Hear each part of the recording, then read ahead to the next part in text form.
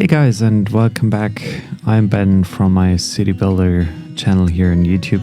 Today I'm back with some news. Well, it's not the latest news, but some of the news that Colossal Order just recently in this week published. And it's about the traffic AI. And I want to lead you through in this quick thing here, through all the screenshots that they published in the dev diary. And of course, you will find a link to the dev diary down below. And let's get started with the first screenshot that I'm sharing here. Differences between Cities Skylines and City Skylines 2.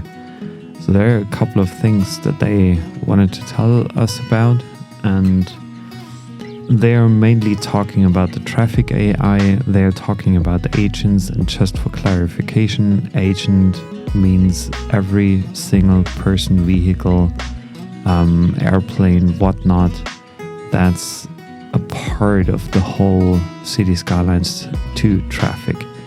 So in the first screenshot we see a more or less basic city layout with low-rise residential zones from my perspective, or low-density residential zone. And there are a couple of things that actually stand out to me, and this is like, for example, here on the road that's leading from like west to east, or kind of diagonally. It is a 2-lane road, and it's even like it's a 2-lane road leading in both directions, but it only has parking spaces on one side. So this is completely new. I know that like from the past you were able to use the traffic manager mod, and with the traffic manager mod you were able to deactivate parking options on especially the more rural, smaller roads that had parking enabled by default from the game, but you were not even really able to see that from a visual perspective as well. You only saw this when actually cars were parking there or considering to park there. So that's completely new. I absolutely love, and I have to be honest there, I absolutely love the way they're handling the middle lanes and the parking things, and how it's visually recognizable way easier. Because as you can see, this bigger road here that also has parking spaces from both sides actually next to the park, it's clearly like distinguishable from the driving lanes, and that's very interesting. And even like the following road, when you go across the crossing here, that obviously doesn't have parking lanes, but there's still that kind of same layout. The lanes are maybe a little bit wider, which is reasonable, but the road, even the road is a little bit more narrow, I think. There are two things, like this is one thing. The other thing that stands out to me is the roads seem to be aligned at least to one side. Because if you have a closer look at this screenshot, and I'm zooming in here for you, you can see that like the line or the curb side to the left is aligned, whereas the curb side on the right side isn't aligned. And this is very, very interesting, because this requires a lot of like game mechanics in the background. What I also like, and this is just an amazing job that Colossal Order and also the whole game developer team did here, like the residential zones that they were creating here with the little houses. Like they do seem to have a dedicated front yard where maybe even cars could park, and they do have a dedicated backyard with assets like a pool, maybe some trees, flowers, whatnot, tables, chairs in it. So it's so lively. It almost looks like a screenshot, taken out of Google Earth. If you take away this little, more technical, very clear design approach that they took here. But that's completely fine. Like, it's a game. We all know we're playing a game, but I think, or from my impression, I think you will be able to build absolutely stunning, realistic cities here. The one thing we already saw, I think it was in the Dev Diary number 1, especially in the video that was published last week on Monday, is this graveyard on the right end. It seems to be a graveyard, I think. I'm wondering whether that's a pre-configured asset that you just can drop down and then have it there. There also seems to be a parking lot on top of it, so it's very interesting, very detailed. This other one could be a church, a school, I don't know, most likely a school, community school, probably a playground. Then we have a tennis court. It's so lovely to see that, and I'm so excited about this game coming up, hopefully on the 24th of October this year. I'm considering to take a day off of work, to be honest, to be able to play this game and just share my thoughts and maybe just screen share for a couple of hours my initial gameplay attempts that I'm trying there. There's a lot to come. You can be excited about it. So let's move on to the next screenshot that shows us a scene from a harbor.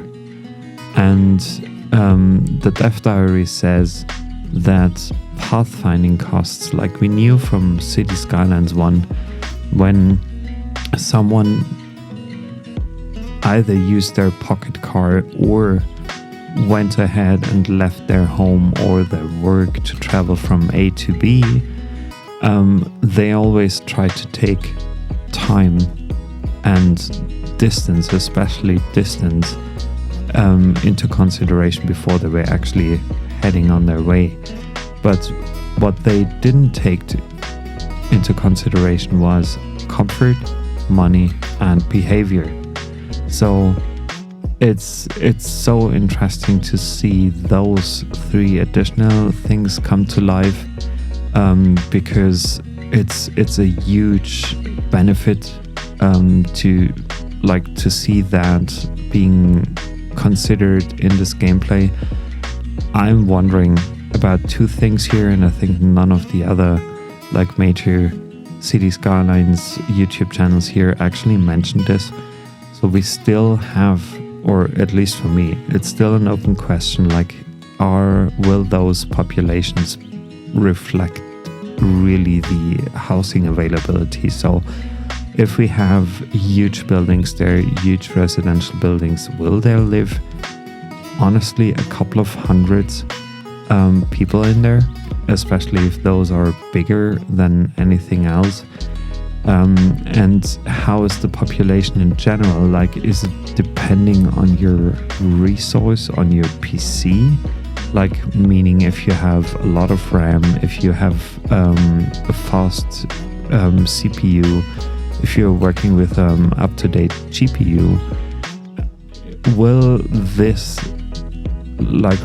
be reflected in the amount of citizens that you can actually have in your town or your city later on? I hope it does, which might on the one hand mean that I have to upgrade my computer, most likely, because I want to reach kind of a realistic level due to several reasons. But back to the topic, pathfinding costs. So it's not only about time, it's also about comfort. Comfort meaning it's an important factor in pathfinding, and it includes planning the route to be as smooth as possible, avoiding unnecessary turns at intersections, as well as finding a suitable parking spot or public transport spot to get off at.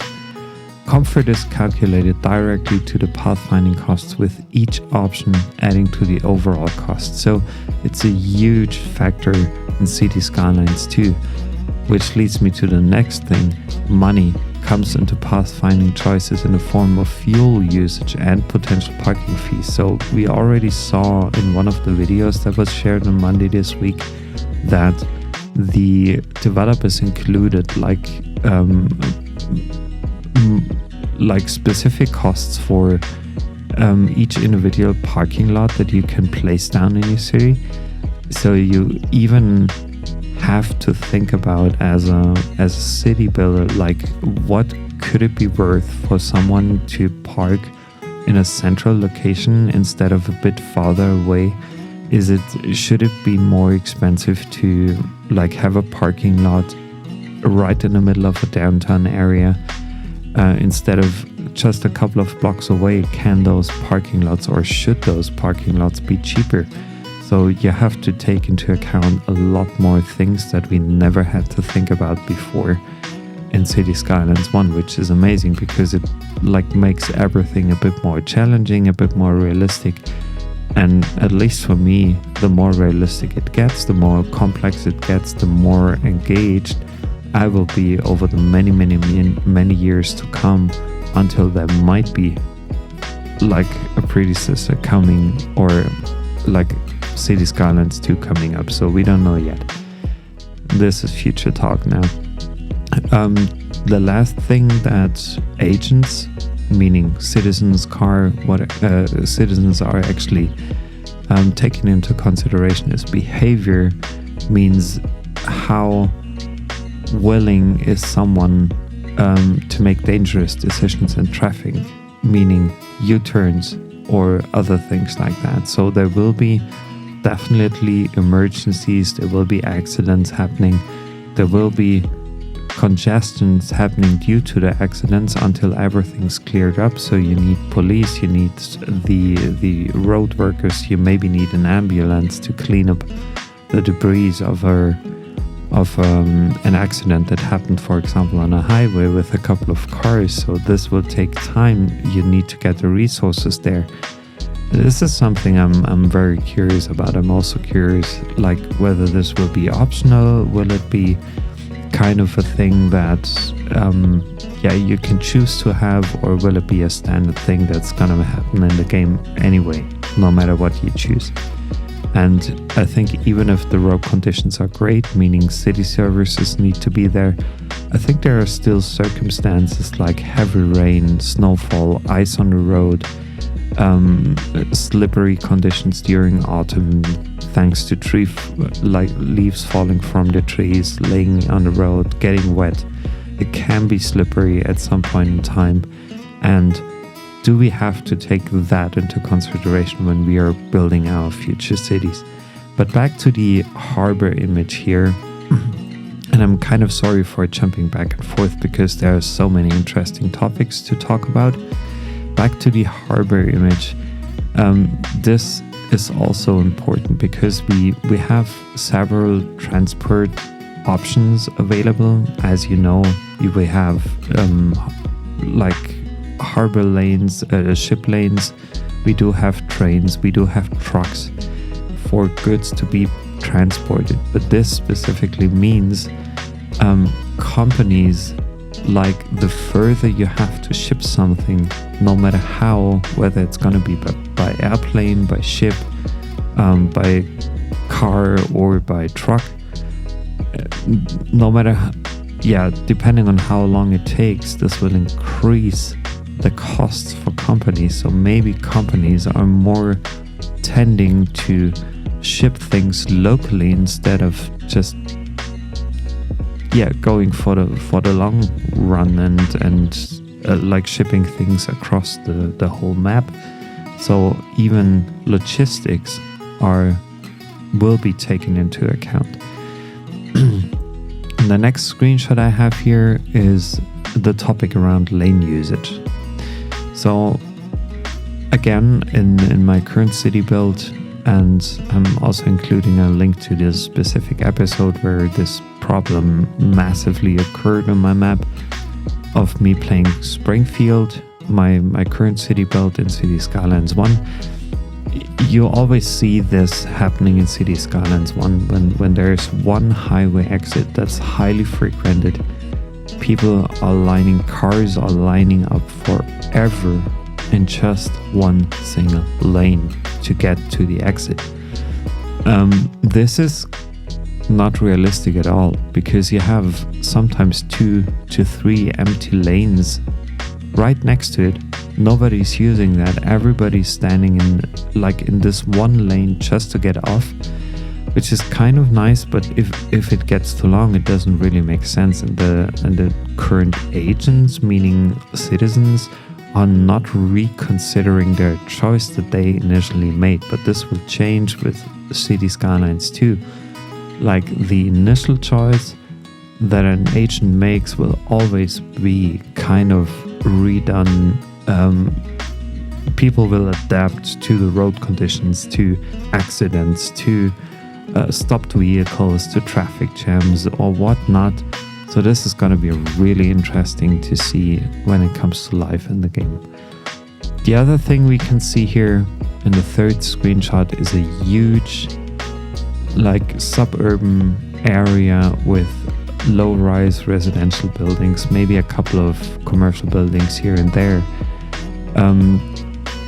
But it shows us the enormous, compared to City Skylines 1, the enormous distance that can be realized with building in City Skylines 2 in the future.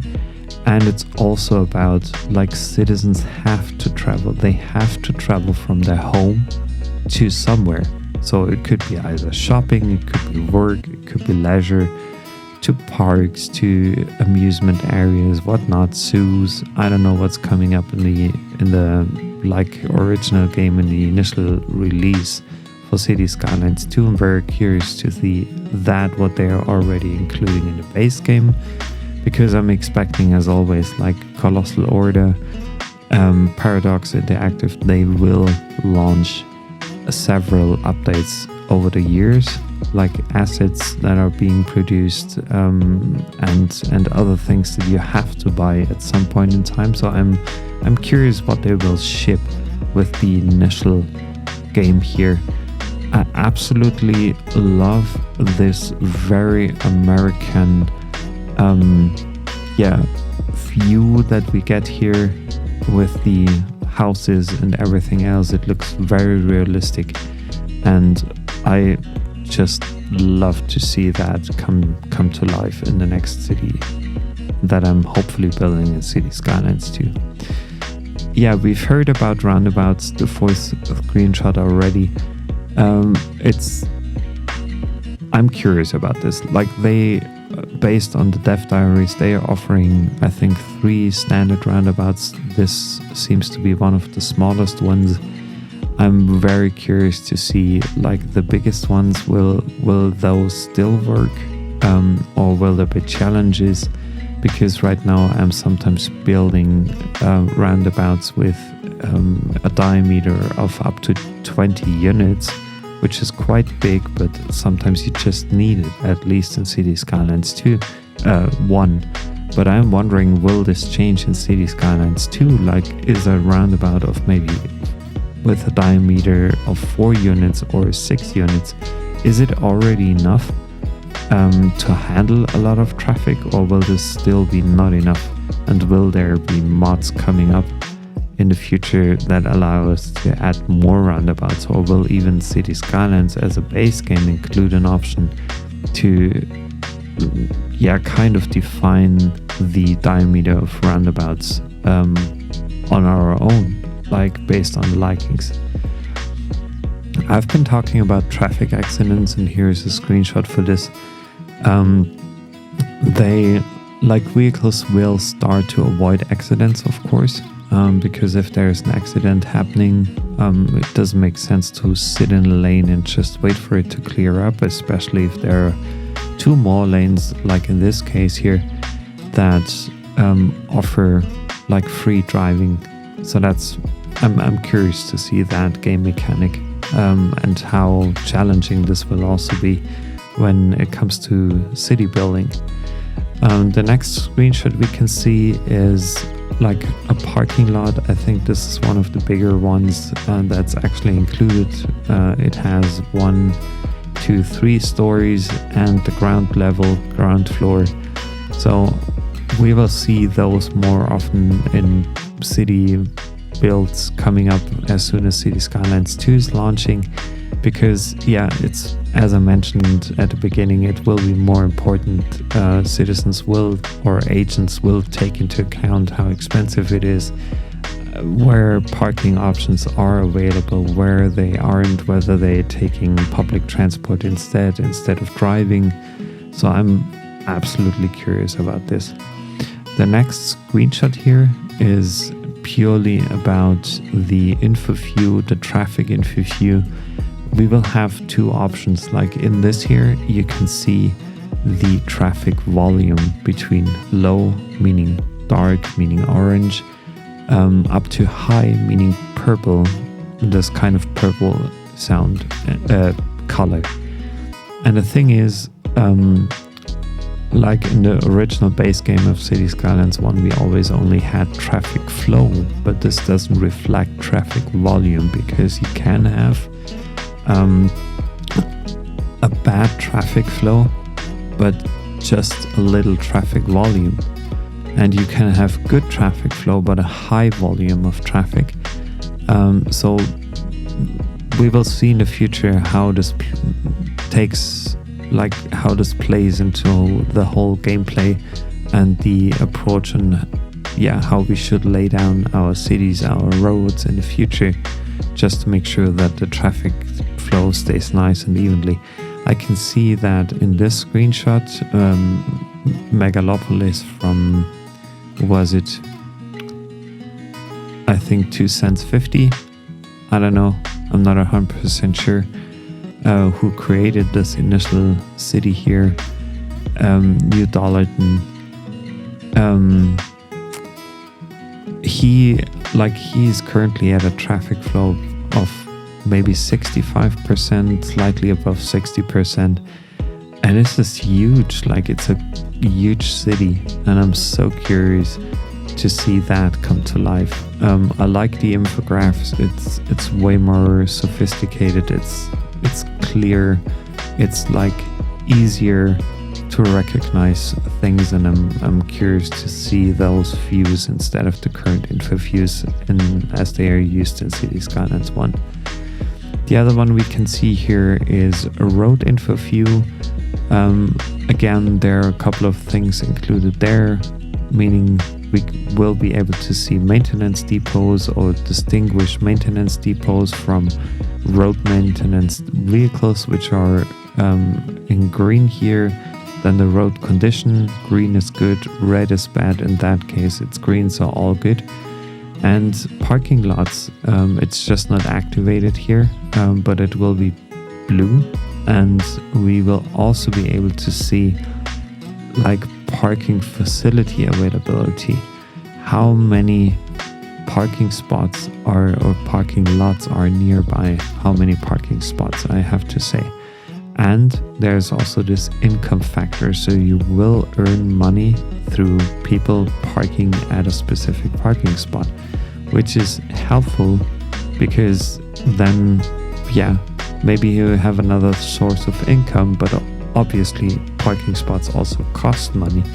So it always depends, do you find a good balance between the one and the other? And regarding service vehicles, I already mentioned that. Like when an accident occurs, there will be ambulances coming up, and most likely also police, as we can see here in the screenshot, at least if I'm not mistaken here. So this road will be blocked for a little bit, even if it's just a small road. So they have to regulate traffic. People will make turnarounds, U-turns, whatnot, just to avoid this bit of traffic, especially when it's on their way to a desired destination that they want to go to. The next screenshot here leaves me a little bit puzzled, to be honest, because the devs say Yeah, the game also features traffic between other cities from one outside connection to the next. This traffic does not contribute to the city's economy, but the traffic can become part of the overall traffic flow as the city grows and the highways are integrated into the city's road network. Like if the player builds a shorter route between two outside connections, the traffic between those cities will change to use the newly created option if it is more cost efficient in regard to pathfinding. So we have the option now with the base game to add new outside connections when you reach the edge tiles. What I'm surprised about, like I know about this line here, this line is currently used for the end of a tile, but they are specifically talking about edge tiles, but there's still some green grass and bushes and whatnot coming next to it. So I'm curious. Of course, you can have more outside connections now, which is amazing because sometimes you need them for industries or whatnot. Maybe you need a new train line coming in, a separate train line right next to the other one. So it's good that we have this option. But I'm absolutely curious to see that come to life. And yeah, I think this is it for now. I recognized a couple of more things in the video, but this is something I will create later today. So thank you very much for joining me today. Thank you very much for listening to me, and hopefully you find this helpful. If you have different thoughts about this, what I was talking about, please let me know. I'm more than happy to have a conversation with you around it. I'm more than curious to get your input, your thoughts on this platform here. So yeah, thanks again for being here. Have a good day, and if you haven't followed me yet, please consider doing that. Thank you very much. Have a good one. Bye bye.